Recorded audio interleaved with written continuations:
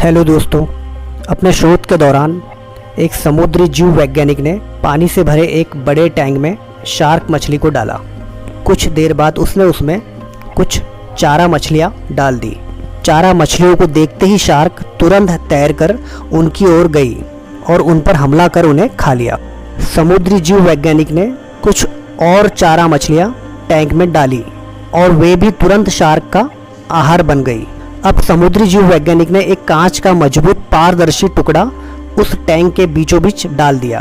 अब टैंक दो भागों में बंट चुका था। एक भाग में शार्क थी, दूसरे भाग में उसने कुछ चारा मछली डाल दी।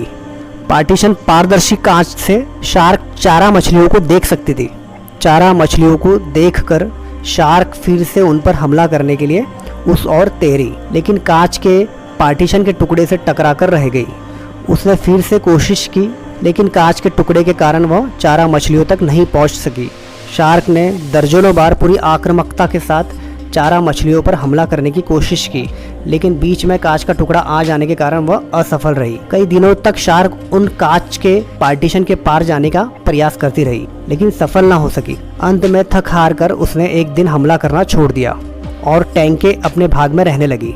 कुछ दिनों बाद समुद्री जीव वैज्ञानिक ने टैंक से वो कांच का पार्टीशन हटा दिया, लेकिन शार्क ने कभी उन चारा मछलियों पर हमला नहीं किया, क्योंकि एक काल्पनिक पार्टीशन उसके दिमाग में बस चुका था और उसने सोच लिया था कि वह उसे पार नहीं कर सकती।